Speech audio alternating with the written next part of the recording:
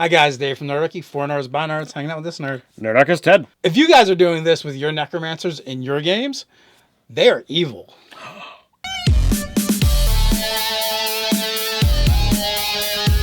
Jump down the description below where you can sign up for Nerdarchy the newsletter. Get weekly gaming tips as well as learn how to game with Nerdarchy.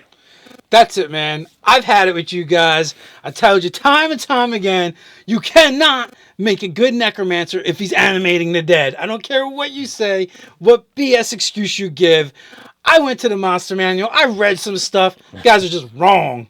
Alright, so you got here your ye old basic 5th edition Dungeons & Dragons monster manual. And, no matter what we say, people are I'm going to do it my way and what have you. So, if you want to have your game, your world, and allow people to animate monsters, animate dead bodies, and still be good, that's on you. But if you go right to the core, you go right to this book, it tells you straight up, page 272, skeletons arise when animated by dark magic. The first sentence under skeleton on that page. Dark magic. Dark magic.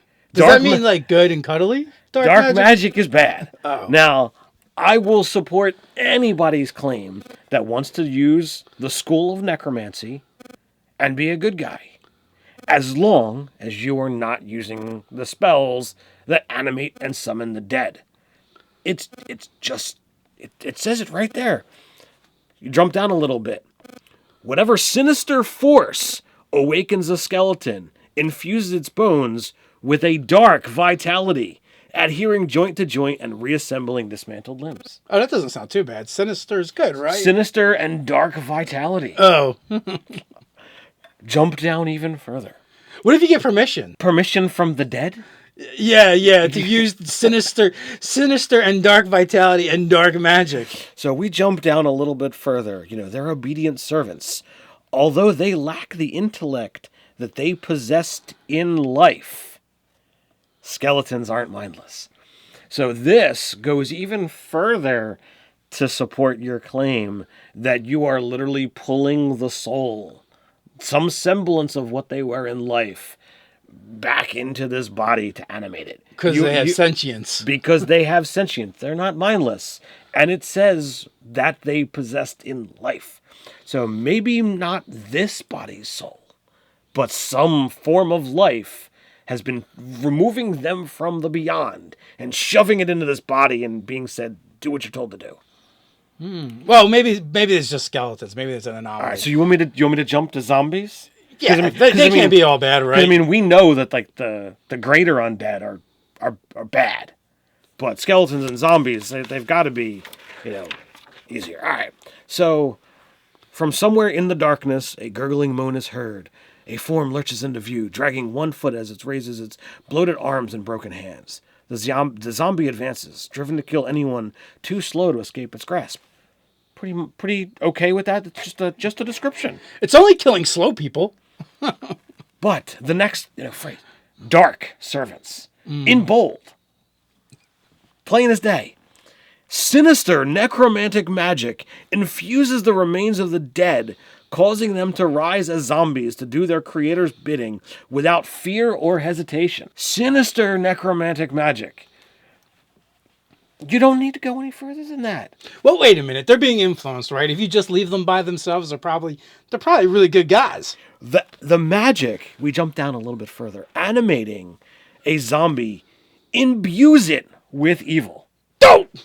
So left without purpose, it attacks any living creature it encounters. So you're not going to just create a zombie and tell it to stay there.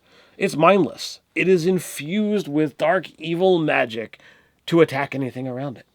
So if left without orders, it will attack anything that's alive near it. Not good. Not in any way, shape, or form. Signed, sealed, delivered. The monster manual says so.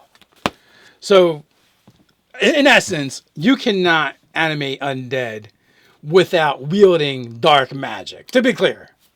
By what's written in these books, by what the 5th edition core mechanics tell you. What if you only use like create and control undead, and you only do like ghouls and Well, and vampires maybe. well, if you go to greater, you're creating beings of even stronger evil power. Oh. If the basic premise says dark magic, sinister magic, the more advanced versions necrotic energies. can't be any prettier. It's like, oh, well, I'm going to make, a undead thing that eats living flesh. Well, I mean, it's got to be nicer than a zombie, right? Ghouls are pretty. No, they just have this limitless hunger. They have this desire. And they smell bad. And they smell bad. Oh no, that's a ghast, I think, that smells bad. Well, I think ghouls smell bad too, because they tend to eat whatever. But I don't think they have a smell bad power. Oh, well, that's true. So there is that. And I go back to my argument of if animating undead is okay, why did they bother with making an animate dead spell when there's a perfectly good animate object spell if that's all they are is things now. So that being said, guys, this is a lot of tongue-in-cheek stuff here. I don't actually care what you do in your game. If you want to raise dead and run around with zombies and dance with skeletons, and you consider that acts of goodness and kindness in your game, you're perfectly okay to do such. Also, we both are in agreement that you can use necromancers as long as you're not animating dead and still be a good character. So you get into ghasts and ghouls, devourers of flesh, abyssal origins. Gas Orcus sometimes infuse a ghoul with a stronger dose of abyssal Orcus, energy. that sounds like a really nice guy. Yeah, absolutely. So, just diving into those, and that's only the next step up. So you're going to get into wights and wraiths and vampires and liches. Undead are bad. And eventually Vecna. That's how you get Vecna, folks. You want Vecna? So, yeah, run your game however you like. Argue till you're blue in the face. You're not going to change any of our minds. Play a good necromancer all you like. I do have one good necromancer. Well, he's mostly good. That I kind of look up to and admire. And who's that? Lindquist from the Dresden Files. Mort Lindquist from the Dresden Files. Yeah, Mortimer Lindquist, he talks to spirits. He's clearly, got the power to communicate with the dead. But he's a coward. He's not going to go out and do stuff. He's not going to raise the dead. And actually, when you get into... he does have some badass moments when he has to. But and that being said, though, he does really cool stuff with necromancy, but he never raises the dead. He actually goes out of his way to help those that are dead. He wants them to see them pass. He actually cares more about the dead than he does the living. He channels spirits. He does some really cool things where he can have a spirit inhabit him and take on some of their skills. So those are ways where you could use necromancy as a good guy, and it's kind of fun.